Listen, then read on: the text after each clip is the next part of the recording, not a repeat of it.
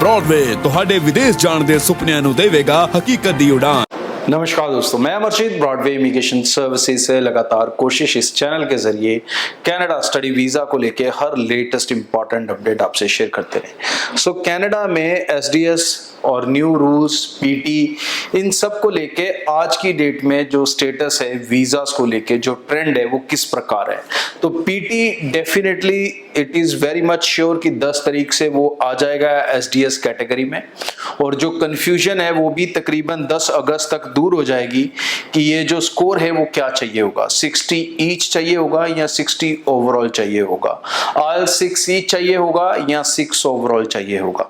But presently जो trends दिख रहे हैं, जो रिजल्ट्स आ रहे हैं बच्चों के, एक तो अच्छी चीज है कि अब कनाडा में जो रिजल्ट्स हैं वो तकरीबन 15 दिन के अंदर अंदर आ जाते हैं, बहुत ज्यादा लंबा समय नहीं लगता।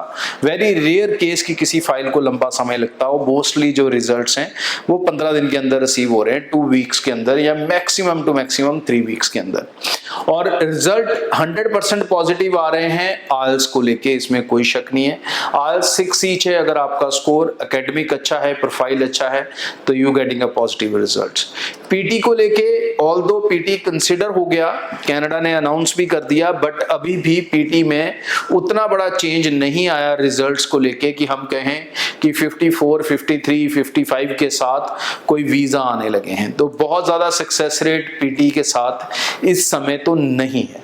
तो प्रेजेंटली तो यही एडवाइजेबल है कि जो आइल्स वाले बच्चे हैं वो सेफ साइड हैं, जो पीटी वाले बच्चे हैं वो अभी अपना शायद रिजल्ट उतना पॉजिटिव रिसीव ना कर पाए, बट अगर वो किसी कारण भी डिक्लाइन होते हैं, रिजेक्ट होते हैं, तो उनको मेरी एक एडवाइस है, भाई अपना पीटी रिपीट कर लो, try to make it 60 each, that's my recommendation. नहीं तो कम से कम वो 60 ओवरऑल बन जाए।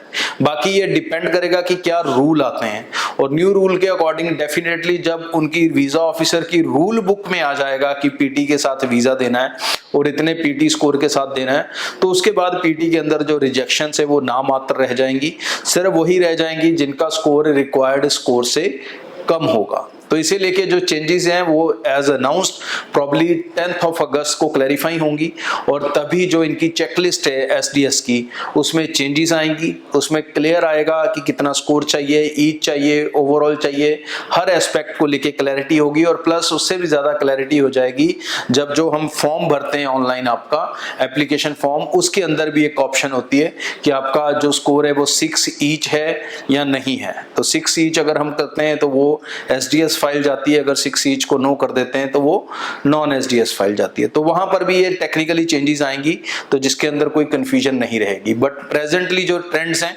शानदार हैं, रिजल्ट्स बहुत आ रहे हैं और पॉजिटिव आ रहे हैं, और मोस्टली वीजा इशू हो रहे हैं, लेकिन आइल्स वालों को ज्यादा इशू हो रहे हैं कंपैरेटिवली पीटी के। सो 10 अगस्त अब ज्यादा दूर नहीं है, 1 महीने का समय बचा है, अपने स्कोर्स को सेट करना शुरू कर दें, और आगे के लिए डेफिनेटली जो आने वाला समय है वो कनाडा के लिए बहुत शानदार रहने वाला है। सो निश्चिंत होकर, बेफिक्र होकर अप्लाई करें। ब्रॉडवे के साथ अगर आप अपनी एप्लीकेशन चलाते हैं तो आपको कोई भी प्रोसेसिंग फीस कनाडा की नहीं देनी है, चाहे आप हमारे गुजरात ऑफिस से फाइल लगाओ, दिल्ली से चलाओ, हरियाणा से चलाओ, पंजाब से चलाओ, जम्मू से चलाओ। निश्चिंत और बेफिक्र होकर अप्लाई करो। अगर दूर से भी हो तो आप ऑनलाइन अप्लाई कर सकते हैं। सो यूके के अंदर मैं बार बार स्टूडेंट से एक चीज कह रहा हूं कि यूके ने पूरा पाथवे आपके पीआर का बनाया हुआ है। आप स्टडी करें, वर्क परमिट लें और अपना पीआर लें, लेकिन इसके बीच में अगर आप इलीगल होने की सोचेंगे तो आपके लिए ये मुश्किलें खड़ी हो सकती हैं। अगर आप लेटेस्ट न्यूज़ यूके की देखेंगे और वहां पर अगर आपके दोस्त फ्रेंड हैं, आप उनसे पूछेंगे, तो इमिग्रेशन डिपार्टमेंट लगातार यूके के अंदर रेड्स कर रहा है, और खासकर ये लंदन में रेड्स हुई हैं कुछ दिन पहले, आने वाले दिनों में और भी जगह पे हो सकती हैं जहां इलीगल लोग काम करते हैं। ये जो रेड्स हुई ये मल्टीपल जगह पे हुई, सैलून पे भी हुई हैं, रेस्टोरेंट पे भी हुई हैं, कंस्ट्रक्शन साइट्स पे भी हुई हैं, मिक्स हैं। और कल परसों जो रेड्स हुई उसमें इवन यूके प्राइम मिनिस्टर ने खुद पार्टिसिपेट किया, मतलब जो ग्राउंड पे फोर्स काम करती है उनके साथ काम किया। सो आप समझो, इस जो यूके के अंदर नेक्स्ट ईयर इलेक्शंस हैं, वो इलेक्शंस का प्रेशर है, इलीगल इमिग्रेंट्स को रोकना उनका बहुत बड़ा इशू है, जिसके कारण यूके डिपेंडेंट के ऊपर भी रिस्ट्रिक्शंस आई पिछले दिनों, और भी कई वीजा कैटेगरीज के ऊपर ये चेंजेस कर रहे हैं।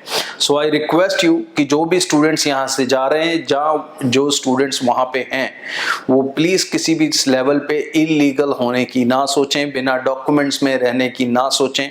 किसी तरह की सपोर्ट आने वाले दिनों में गवर्नमेंट आपको नहीं देगी, सेटलमेंट ये वो सोचना बेवकूफ़ी होगी। एक सही रास्ता है, आप अपनी एजुकेशन हासिल करें। इतनी सारी वहाँ पर जॉब शॉर्टेज है कि यहाँ से लोग डायरेक्ट वर्क परमिट पे जा पा रहे हैं, तो आप वहाँ पर जाकर आराम से अपनी जॉब क्यों नहीं ढूंढ पा रहे हो? सो स्टडी, इन्वेस्ट, क्योंकि फीस आपने दे दी है, पैसा दे दिया है, तो समय भी दें, अपनी पढ़ाई को ख़त्म करें, अपना वर्क परमिट हासिल करें और उसके बाद अपनी सेटलमेंट लें। यूके में किसी भी स्टेज पर इलीगल होने की ना सोचें, क्योंकि इलीगल होने का रास्ता आपको कहीं पर भी कोई भी सेटलमेंट नहीं पहुंचा सकता और उल्टा आपका सारा रिकॉर्ड खराब हो जाता है। आप वापस भी आओगे तो किसी और कंट्री जाने के लायक नहीं रहोगे। सो ये मेरी एडवाइस है आपको। और यूके की अभी जो एडमिशन्स हैं सितंबर इनटेक की, तकरीबन 12 से 15 यूनिवर्सिटीज अभी रिक्रूट कर रही हैं, जिसमें स्पाउस एप्लीकेशन से जा सकती हैं। सो जो विदाउट आइलेट्स वाले बच्चे हैं, पंजाब हरियाणा बोर्ड के हैं, अगर उनके इंग्लिश में 65 मार्क्स हैं तो उनका भी पॉसिबल हो सकता है। So do not waste your time, immediately Broadway team से मिलें।